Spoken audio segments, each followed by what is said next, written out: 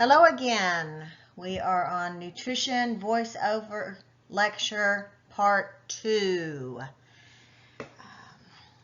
Okay, so next up is fats.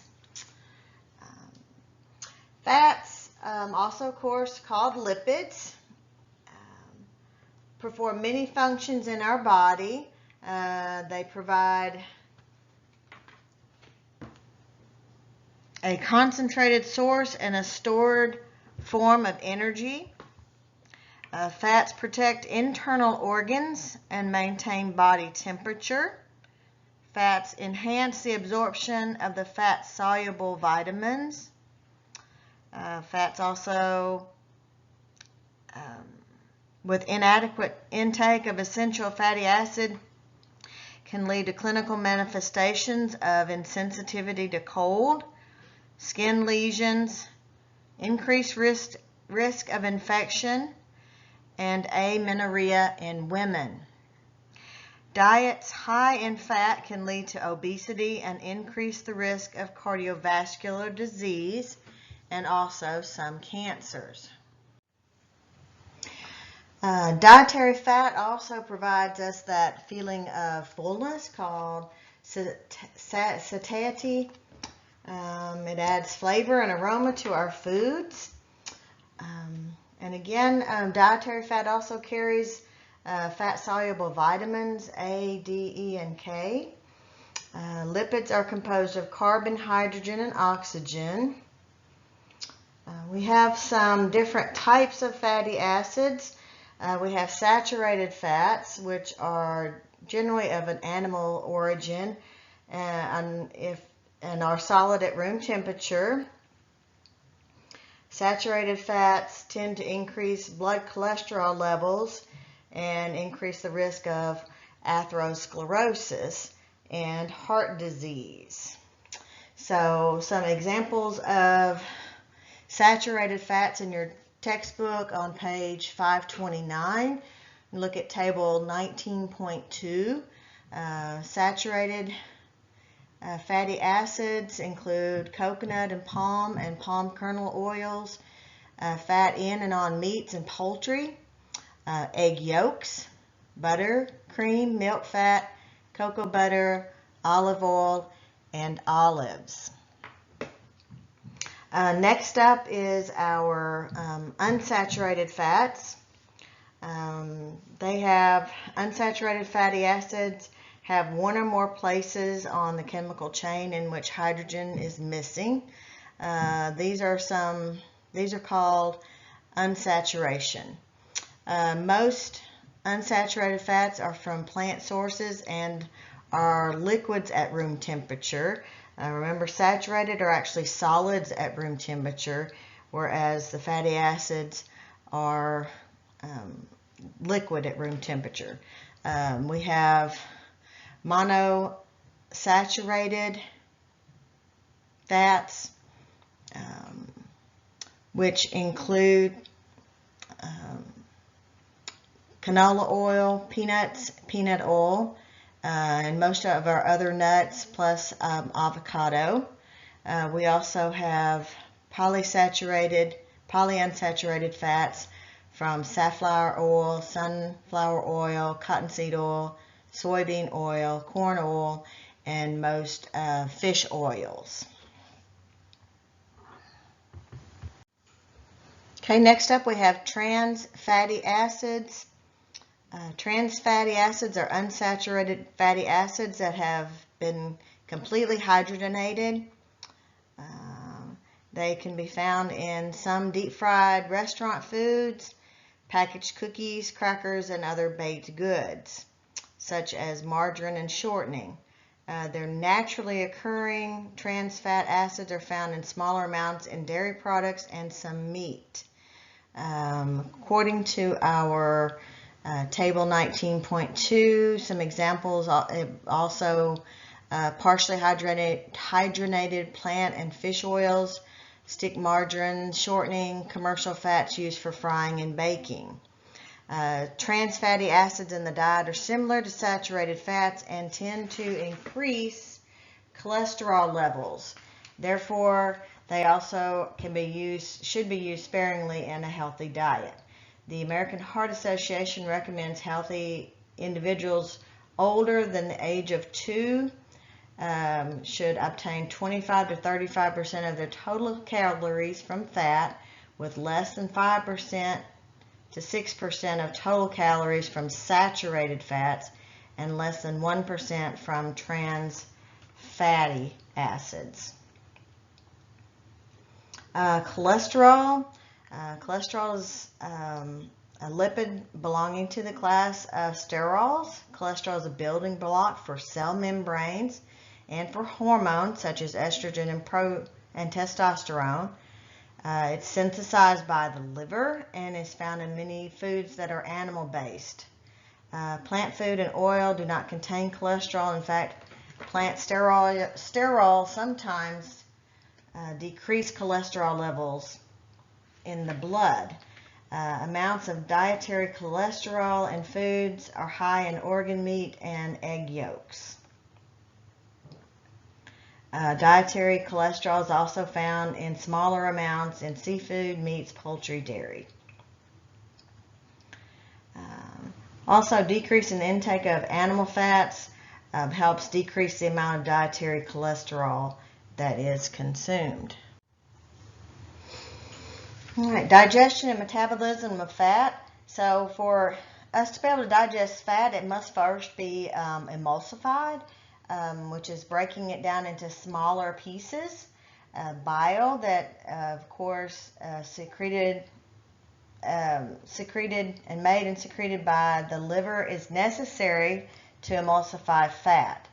After the liver makes the bile, it's of course stored in the gallbladder, and the gallbladder dispenses it into the duodenum when fat is present.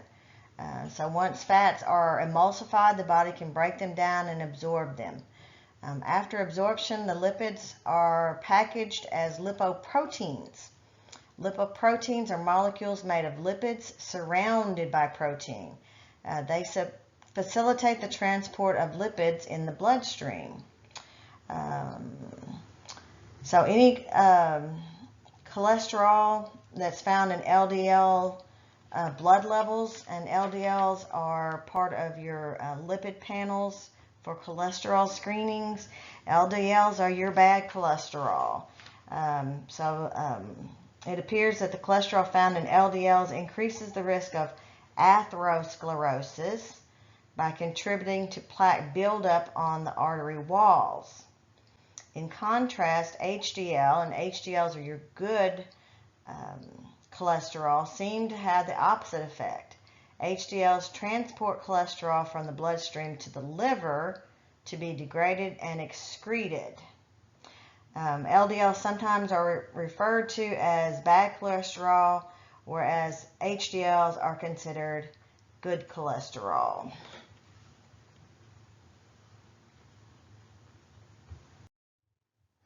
Okay, here are some facts on fat from the American Heart Association.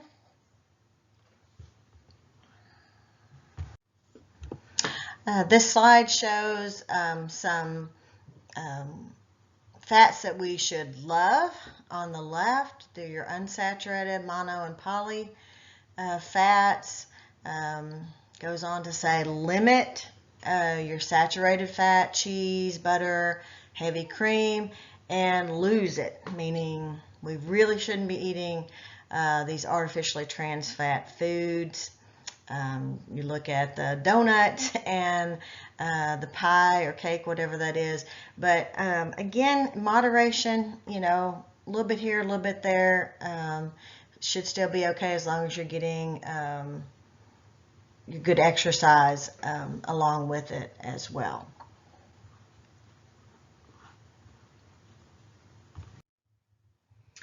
Okay, proteins.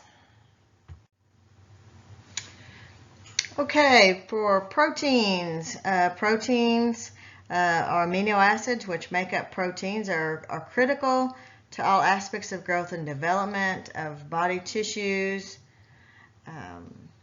and they provide 4 calories per gram Proteins build and repair body tissue. They regulate fluid balance. They maintain acid-base balance. They produce antibodies for our immune system and provide energy and produce enzymes and hormones. The essential amino acids are required in the diet because the body cannot manufacture your essential amino acids. Complete proteins contain all essential amino acids. Incomplete proteins lack some of the fatty acids. And you'll learn in a little bit that we can take 2 incomplete proteins and make a complete protein. Inadequate protein intake can cause protein energy malnutrition and severe wasting of fat and muscle tissue. As you'll find out, we've got pictures of that coming up. So protein, according to your book, provides the building blocks for blood and bone. They are a structural part of every cell.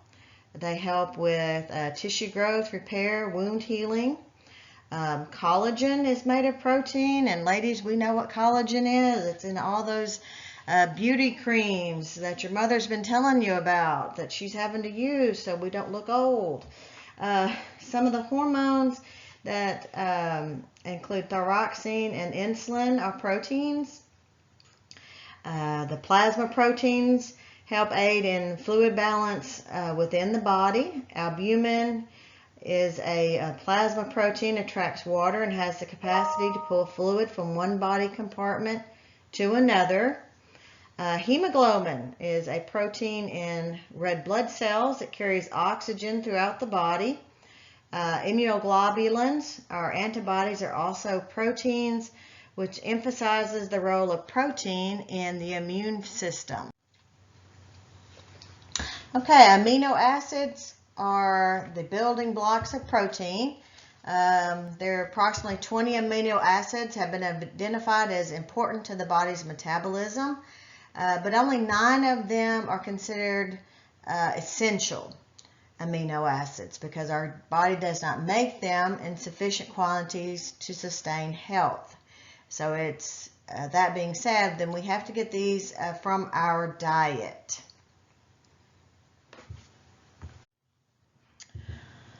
The recommendation for protein is 10 to 35% of your daily total calories need to come from protein. Healthy adults need to get 0.8 grams per kilogram of body weight per day. However, you know, if we're sick or in the hospital or we've just had surgery, our need for protein increases. Also, if we're under some type of stress, like being in nursing school, and again, I understand that. I've been there. So, increased need for more protein. So we have a complete protein and incomplete protein. Complete protein groups are classified according to the number and kind of amino acids that they contain. A complete protein contains all 9 essential amino acids in enough quantity and ratio to your body's needs. Some complete proteins are generally animal in origin and are found in foods such as meat, poultry, fish, milk, cheese, eggs, and soy proteins. And I've got a slide coming up in a little bit that shows some ideas of proteins. So if they don't have all 9 essential amino acids, that makes them an incomplete protein. But if you get 2 of the incomplete proteins and combine them and eat them together, then you have a complete protein. So some of your incomplete proteins are foods, again, like let's say beans and rice, or peas and cornbread. That would be your complete protein. Peanut butter and jelly sandwich, because of the bread from the sandwich. would make you a complete protein. And speaking of beans and cornbread, that's part of supper tonight. Got a big old pot of speckled butter beans on the stove right now. Smelling great up in my house too. Your textbook goes on to talk a little bit about vegetarian diets. There are some variations with vegetarian diets.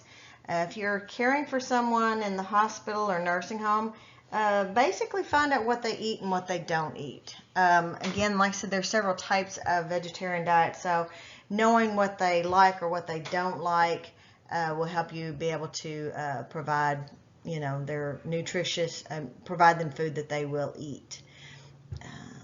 Studies of vegetarians indicate that they, because of their diet choices, may be at a lower risk for chronic diseases such as coronary artery disease, colon cancer, obesity, and type 2 diabetes.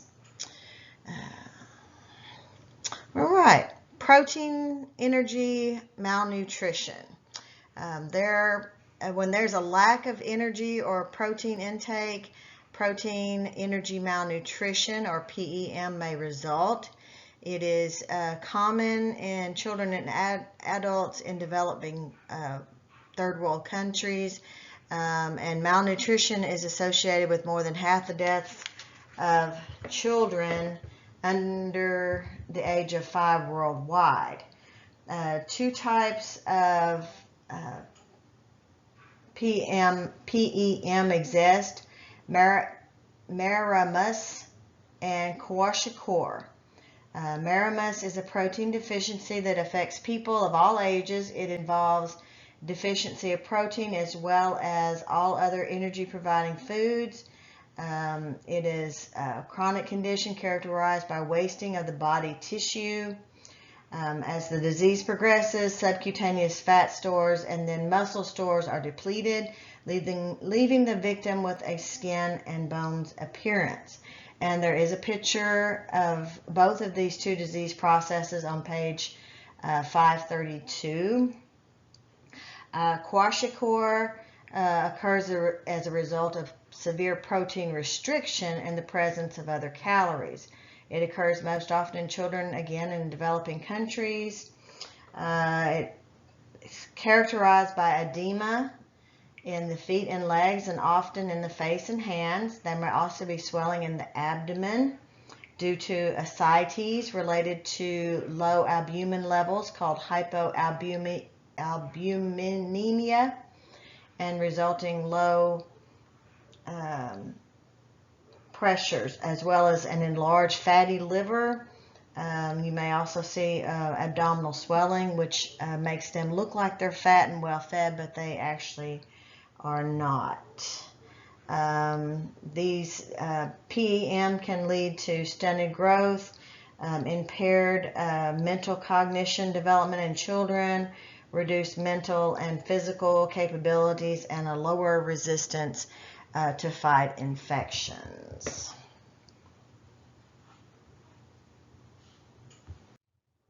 Okay, we've got a picture of some complete protein sources and two incompletes to make a complete. We've got whole grain plus nuts, or nuts and beans, or whole grain and beans. I made the comment of beans and rice. Also a tortilla spread with peanut butter, or tortilla with the beans, pinto beans, the beans that you get at the Mexican restaurant. I'm losing it. But those beans on a flour tortilla or corn tortilla would make you a complete protein. So those are some options there. All right, vitamins. Let's see, vitamins.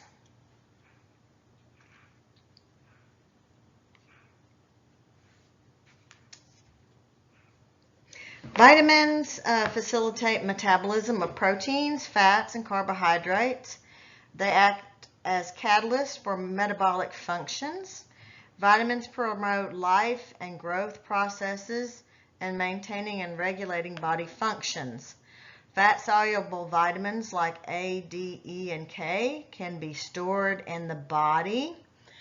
So we only need limited amounts of that. So if we have too much of that, we can become toxic. However, vitamin Bs, all the vitamin Bs and the vitamin C are water soluble, so we don't store those.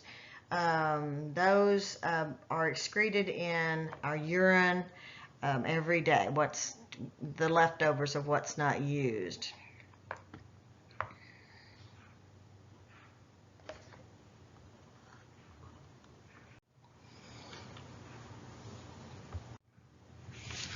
Leaning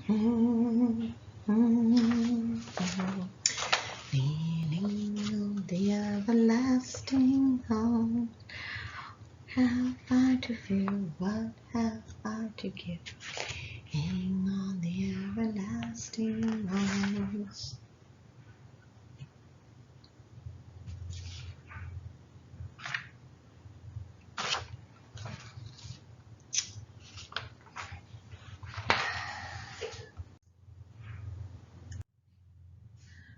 Fat-soluble vitamins.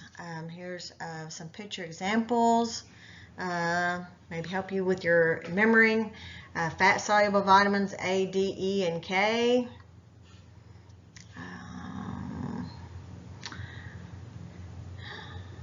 A, D, E, and K. Would be mindful of the ones that I stressed when I was going through the tables. Would be a good one to remember. And then we have our water-soluble vitamins. Those, again, we need every day because the body doesn't store these. Okay, we have a slide with some health benefits of calcium and also some good ways to find calcium in our diet. It says calcium helps bone and teeth formation, maintains strength, plays a role in muscle movement, helps blood vessels move blood, assists in nerve functions as well. And here we have some pictures of some food that are high in calcium. Sodium. Sodium. We have a picture of our sodium as well. Sodium, and we talked about it already. Sodium-rich foods. And so we need to kind of keep a minimum on these foods high in sodium. All right, this is the end of part 2. Yay!